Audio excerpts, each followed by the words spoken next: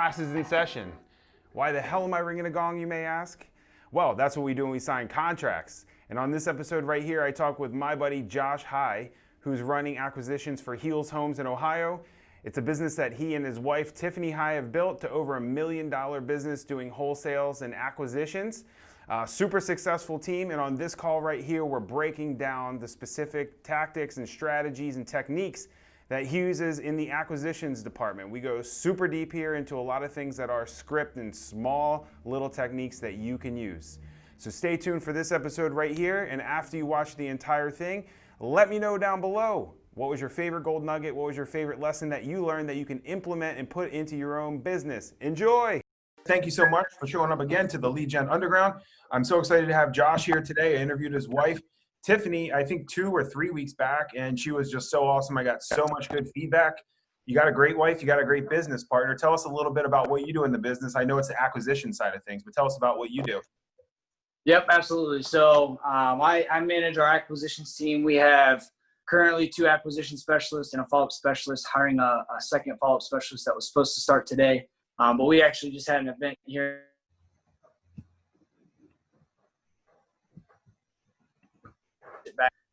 One thing we covered is that our biggest focus in 2020 was how can we do more with less? And what I mean by that is how can we do more volume with less people? And acquisitions obviously is a big piece of that. So we've really honed in on our process, and we've gotten really good at keeping our guys consistent and performing at a high level. That's awesome, man. That is always the goal, right? To do more with less. And I know Tiffany was talking before about how much you guys were spending on lead gen before and marketing, and it got to be, you know, quite crazy high.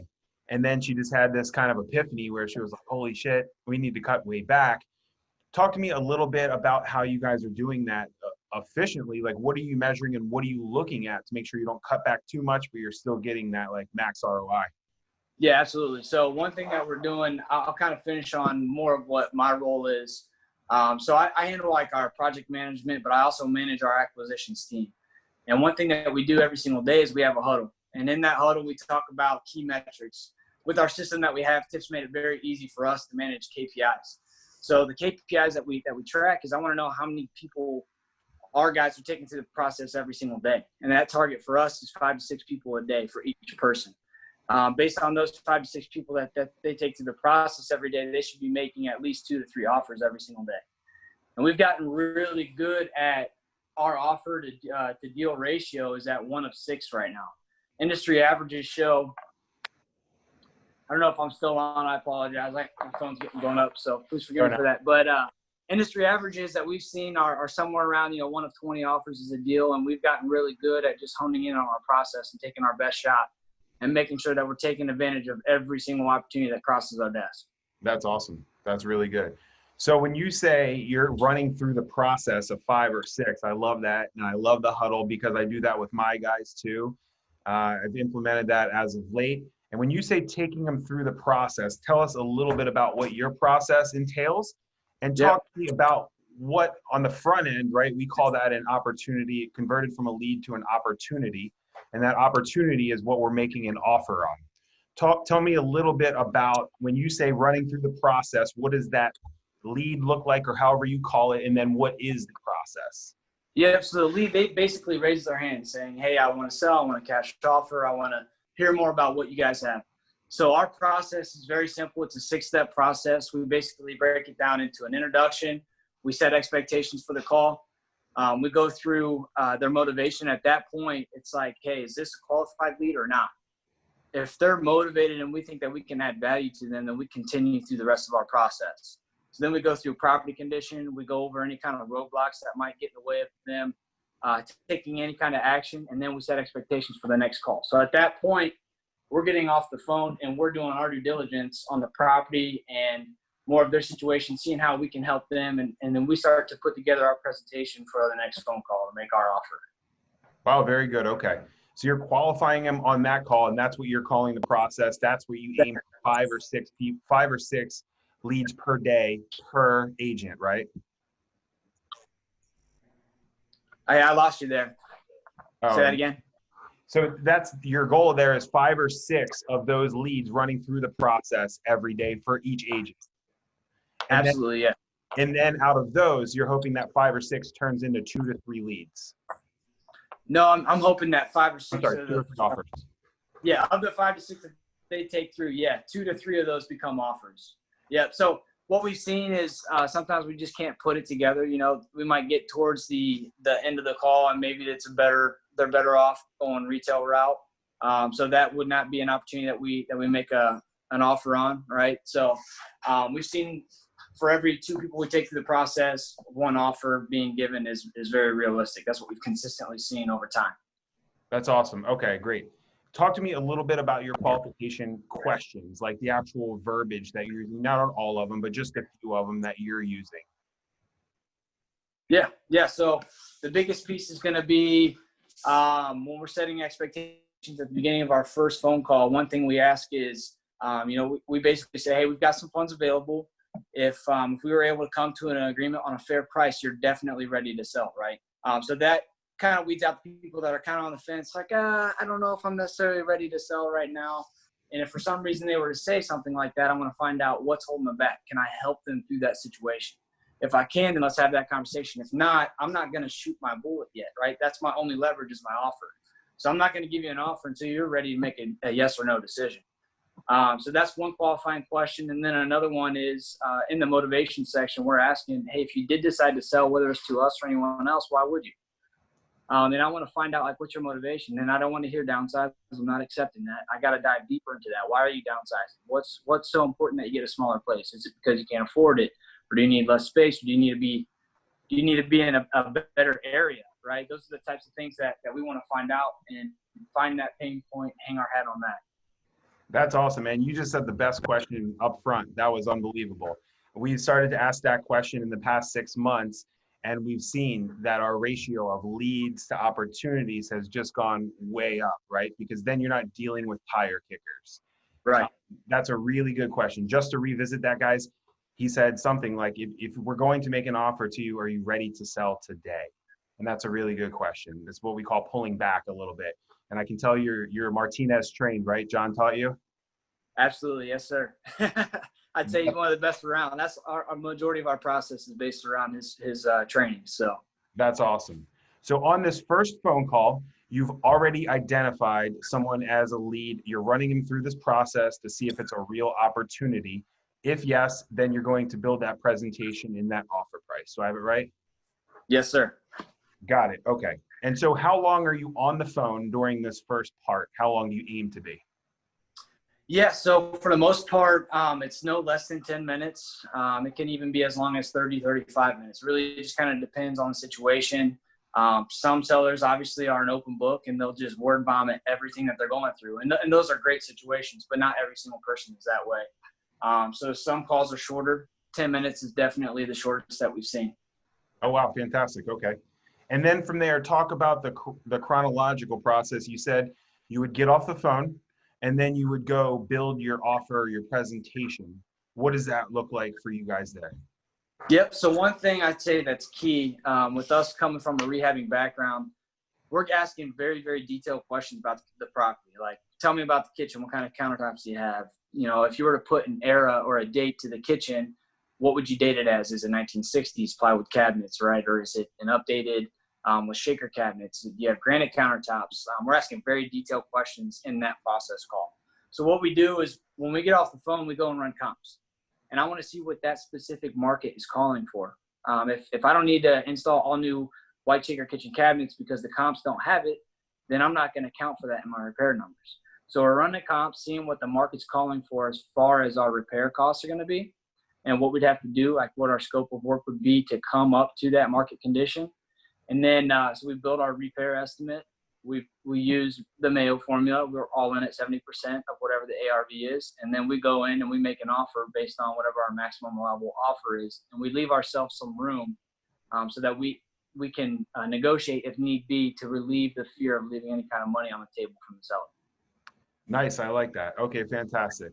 And are you making, so you're going from running through the process, qualifying them as an opportunity, and then going to that presentation side of making the offer. How long is that second phone call where you're making that offer? How did you guys set the table for that?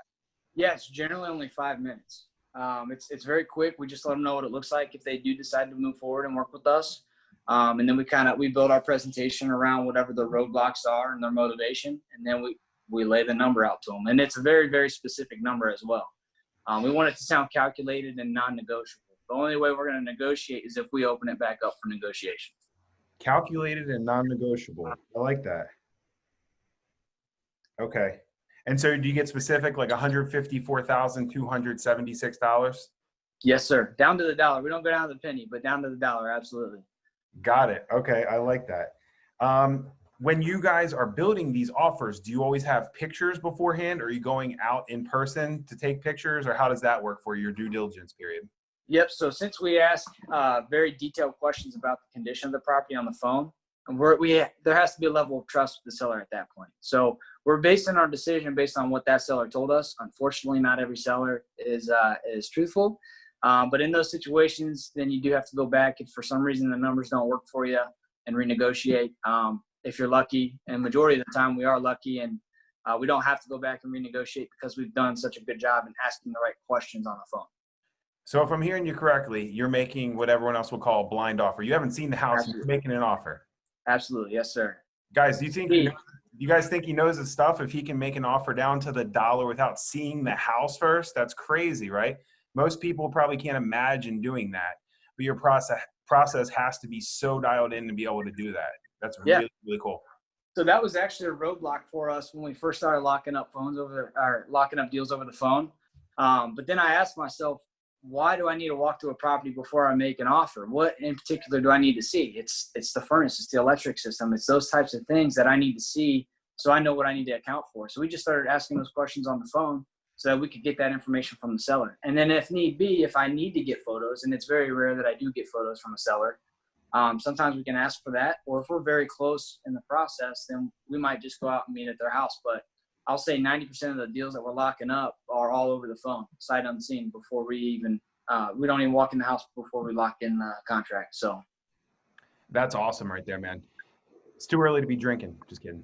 Gotta stay hydrated, man. It's like 90 degrees here. I know what you mean. What's your timeline from when you get a lead on the phone and you started the process and you say, look, if we can line up on the dollar signs, is there any reason why you wouldn't want to sell today? And they say, yeah. From that time period through signing, you have an idea typically what it is, same day, a week later? It's definitely the same day. Yep. So we want it to be the same day. Speed is everything. Time can kill deals, right? And I think if you've been in the industry for a long time, you want the least amount of time from the moment you get them on the phone to the moment you lock them up. So what we tell people is it generally takes 20, 30 minutes for us to run all this by our partners and see what the property qualifies for. And then by the time we do that, so our first call, let's just say it's 20, 30 minutes. We take 20, 30 minutes to run our numbers. So that's an hour there. A 5-minute phone call and another 20, 30 minutes to fill out the purchase agreement. So about an hour and a half, 2 hours tops for us to get everything in line. So the only thing that would hold that up is if the seller's got something going on, if they're at work, they want to talk when they get home. That's the only time something might get in the way. Yeah, sure. Absolutely.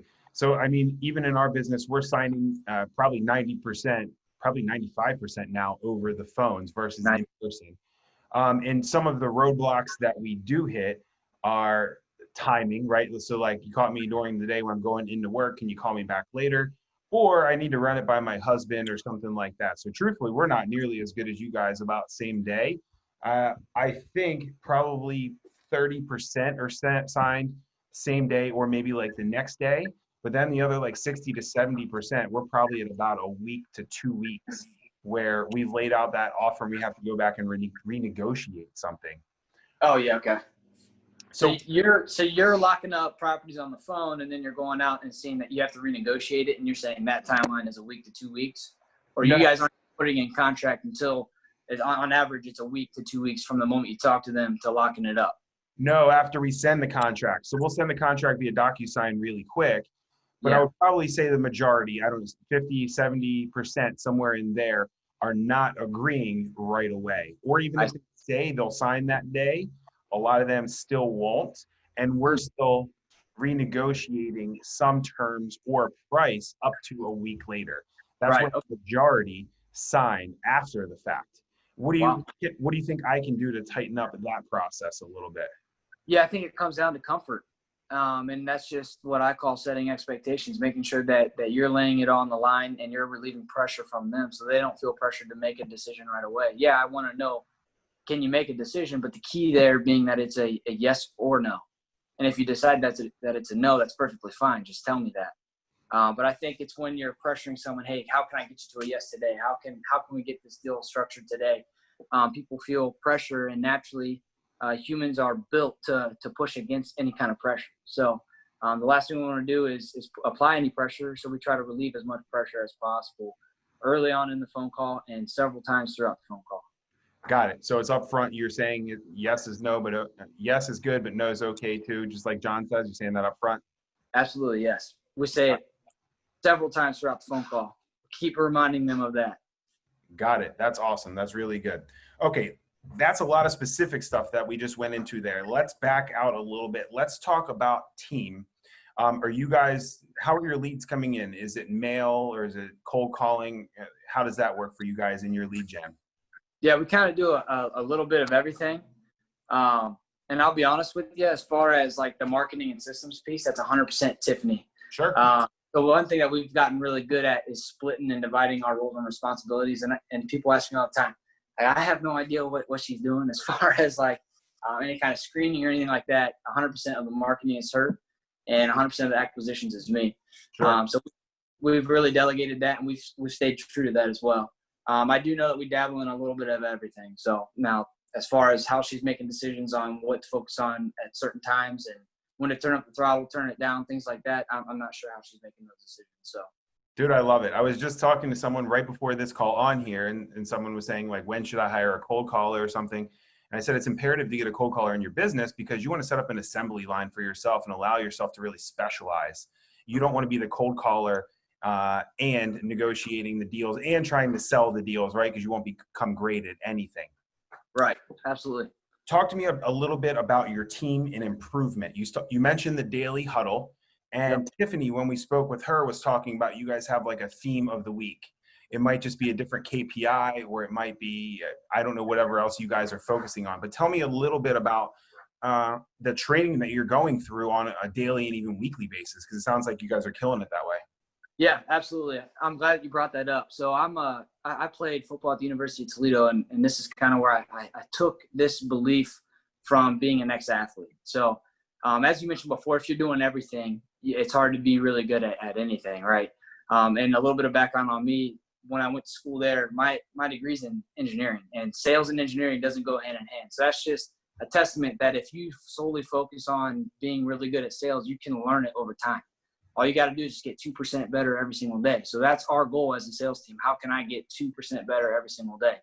And one thing that we do as leaders of the team to help with that is in our daily huddles, we have a warm up, and it's a sales training. So we pick one topic and we stick to that for the entire week.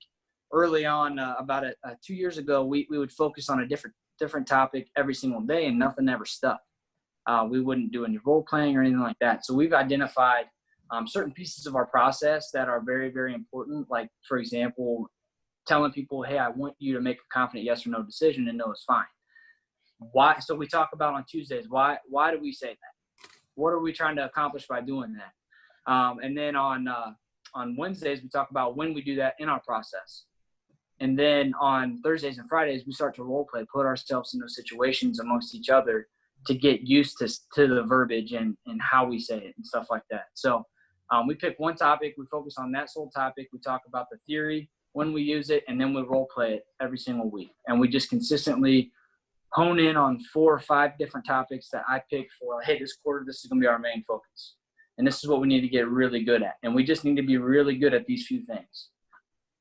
That's awesome right there, man. So you have like a theme of the week, and you're working on it early in the week, and then you're building up, and then you're role playing at the end of the week to like put into practice. Absolutely. Yep. And then we continue to hit that too, right? So it might be, I might have 4 topics, for example. So any given month, each week is a different topic, but then the next month it just starts over and repeats itself.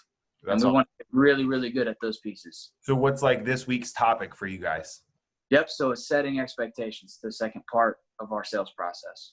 Setting expectations. Wow. I can just see in talking to you, you have everything. It's not like memorized, but you have everything so down pat throughout this process. That's what I found in a lot of the high performers that I've spoken with. Is just they have everything down. There's nothing that's muddying the waters. It's just like part one, part two, part three, then you do this, right? Right. And that's exactly why it's so important to practice this stuff every single day. The whole goal is that I want it to become muscle memory. That's a term used in athletics, right? So like our coaches in football would beat us down and get us so tired to the point where they wanted muscle memory to kick in. So I want that to happen on our sales team. If something happens and for some reason they're not laser focused, let's be honest, we're not all 100% laser focused. If something happens, I want that muscle memory to kick in from all the practice that we've done every single day so that they know exactly what to do in those situations. Yeah, absolutely. Guys, we're coming on the last 10 minutes of the show here, so drop any questions you have down below. Daniel asked, do you ever worry whether or not the offer you're giving is a competitive offer, or do you just focus on rapport building and worry about whether your offer is up there with the competition?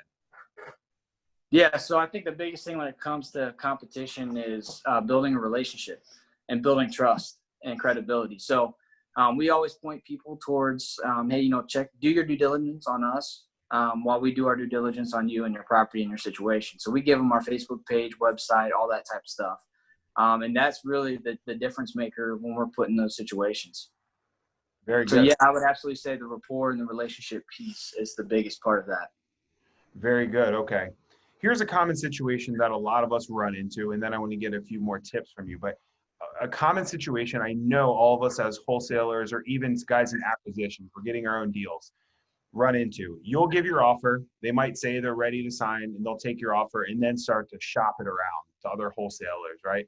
Or have a bunch of people out to their house one day and just see who's the highest number, not even looking at terms. I had someone call me back today because someone gave him $2,000 more than we would, but then found out there was a finance contingency on a hard money loan for a house that was $22,000. And I said, guy, I got to be real with you. No hard money lender is lending on a property for $22,000. And he was like blown away. But how do you, I don't know if prevent's the right word, but how do you stop someone from shopping that offer around or have them focus in on you as the only other person at the table? Yeah, I think a big piece would be the speed factor, right? So because we're locking people up so quickly, there's less time for them to think about it, less time for other people to get in front of them. So I think we eliminate a lot of the competition just because of how quick we move on the phone and being able to lock up deals on the phone. I know that there's been several occasions where someone was working with a few people. We get them on the phone, we take them through our process. We're able to work out a deal with them on the phone, and they decide to move forward before these other three people even walk through the house. And I think it's the fact that we can do it over the phone. We build the credibility and the speed and efficiency in which we work. That's awesome. You got the repeatable process too, and you can just fly through that. That's really good. Do you have an idea how many leads you need to get per contract? Yeah. So right now we're close to like the 46, 47. That's awesome. Yeah. Okay. Yeah, I know some other training programs always say, factor in anywhere from like 50 to 70 leads per contract. So we're beating that a little bit here. So. Wow, that's awesome. Really good. Okay, talk to me about our group is split really like 40, 40, 20, 40 beginner, 40 moderate, and 20% experts. And I would say it's probably reflecting that looking who's on the call here. Talk to me about someone at the beginner stage who's maybe not getting regular deals every month, but wants to get to that point where they're getting 1, 2, 3 deals a month. What's the biggest tip you can give that person? Yeah. So one thing that was a big breakthrough for us early on was focus on your conversation with the sellers. People ask me a lot, hey, is there a golden list? Is there a magic list that I can get all my deals from? Well, no, the answer is there's no magical list. There's no list some lists might perform better than others, but at the end of the day, you need to focus on your conversation with the seller. And one thing I noticed going to some events and just hearing how people were, overhearing conversations on the phone, they were talking to sellers totally different than I was at the time. This is before I started training every single day. So that's when I made a decision to, hey, I need to get really good at the conversations that I'm having with these sellers. And the words and the verbiage and the process that you have is so, so critical. And I know for a fact that even our team, when we started to lock in certain pieces of our process and we continued to check every single box every single time, that's when we're consistent. That's when we're consistently closing deals. So I would really hone in on the conversation, make sure that you're really good at certain sales tactics. And I think that's what's going to help you close more deals consistently. Awesome. And you just said, when I decided to start getting better every day. And I think that's a piece for a lot of us to focus on, is not just going through the same steps every day and go through the motions, but how do you actually reflect on what you're doing and continue to improve? Absolutely. So that's awesome. All right. And then for someone who's doing that 1, 2, 3 deals a month and they want to get up to the next benchmark, 5, 10 a month, what do you think that next important piece is? Yeah, I think it's almost inevitable to start to build a team at that point. And I think it goes to how you're leading your team, the consistent training, making sure that you take that same approach, but to a team mentality. We meet with our guys not only every day in huddles, but we have performance reviews every single week. And we try to do everything that we can to be the best leader, right? So your focus shifts from being the best acquisition specialist that you can be to being the best leader that you can be, and helping your guys get to the position where you were trying to be as the acquisition specialist. There you go. That's awesome. Had a few questions pop in. You buy property sight unseen. Do you ever set expectations with the seller, letting them know that if you find further issues with the house that wasn't said, you'll need to reduce the price? Yeah. So what we do is I don't necessarily bring up that I'll possibly reduce the price. What I say is, we're going to schedule a walkthrough just to take some photos and verify the condition of the property is what you said it is. Yep. And we just leave it at that. And that way, if we have to go back, it's like, hey, you told me that this property had granite countertops. It clearly doesn't. It's got laminate, right? And then there's a hole in the roof. And unfortunately, that's happened before. And at that point, they're like, you know what, you're right. I wasn't truthful. So if you've built a good enough relationship, it's it's never easy, but it's an easier conversation to have at that point. Absolutely. Absolutely. Drew asked, any book recommendations? Oh man, book recommendations. I would say, as far as the leadership piece, 21 Irrefutable Laws of Leadership. I like that. Spin selling is another good one that I know John Martinez, a lot of his process is built upon that. So there's a sales specific one there. And then there's also a leadership one as well. That's awesome. Okay. All right, let's go. I like asking this question specifically to other guys in acquisitions. I'm in acquisitions. I do the same thing as you. Okay. How do you present your offer? What is the verbiage that you guys are using? Because I found so many people to have a wide range here. What does it sound like? Just say you're going to make me an offer. What does it sound like for my house? Yep. So we set expectations on exactly what it looks like if they did decide to work with us. We talk through, hey, our transaction coordinator is going to reach out to you. They're going to put you in touch with the title company. And then once title clears, then we're going to go ahead and close. But then I recap whatever their motivation is. So I might say, hey, you've had these tenants who aren't paying you it's been 6 months since you received your last payment. And you said it's a really big deal because you're not able to pay your mortgage payment. And then if there's any roadblocks, I want to bring that into the picture as well. So you said that your wife's a little hesitant to sell the property because she doesn't know what's going to happen to the tenants. We do a really good job of working with the tenants and putting them in a really good situation after you guys move on from the property. And then at that point, I'm hitting the closing costs, no realtor commissions, as is, and I frame it in a certain way. I frame it towards them. Instead of saying we cover closing costs, we cover, we buy it as is. Like, they don't care about us.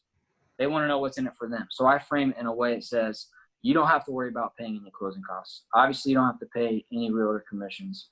The property's sold in as-is condition, which means you make no repairs and don't have to clean anything. So I frame that towards you. They're much more receptive to that message versus us just saying, hey, we do this, we do that, we do this. They don't care what you're going to do. They want to know what's in it for them.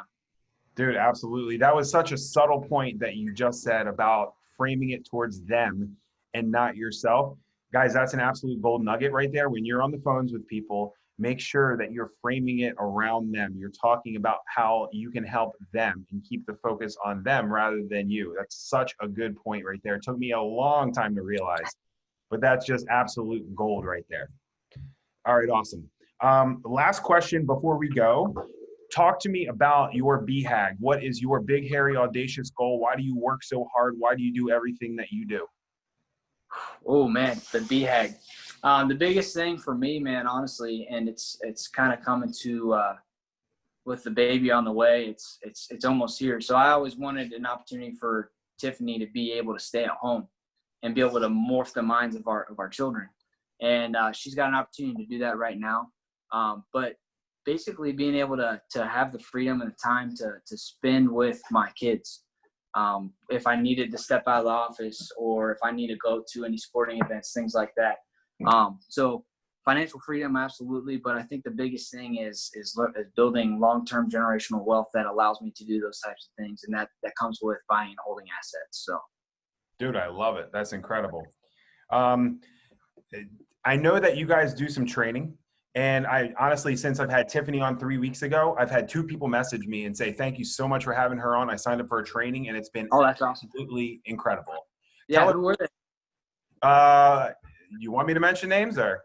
It doesn't matter, but no, that's good though. I'm happy to hear that people are loving it. So we've got a lot of good feedback on it, to be honest. So it's very, for the price tag of all the training that we do, everyone tells us all the time that we don't charge enough, and it's kind of crazy to hear. So. Yeah. The last one that I got was Clark, my buddy Clark. He's an Investor Fuel with me. And he was like, dude, their systems are off the hook and I can't wait to implement everything. Yeah, that's awesome. So tell everyone just a little bit about your training, where they can find you, where they can find that kind of thing, if they're interested in getting into even more of the nitty gritty of how you guys do it. Yeah, absolutely. So Tiff, like I said before, she's 100%.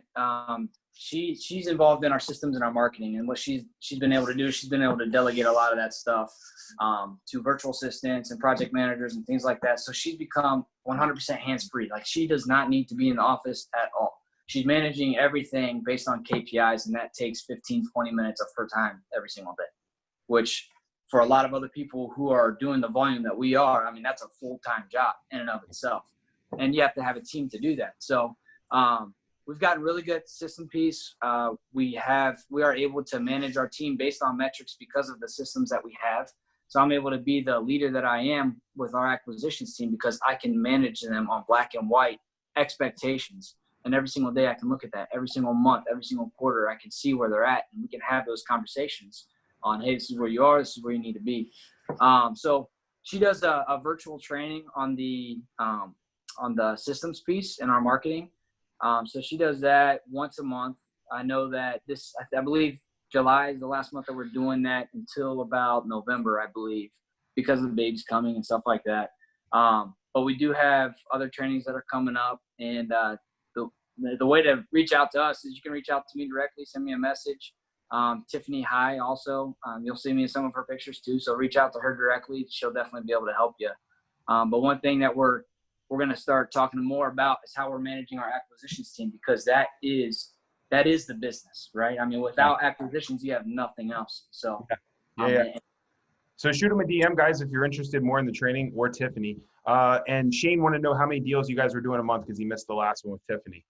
Right. So we're doing anywhere from 10 to 15 a month, just depending upon the month, and obviously it varies. So a lot of those we've shifted more to rehabbing versus wholesaling, and we've got a couple different exit strategies. So, but yep, 10 to 15.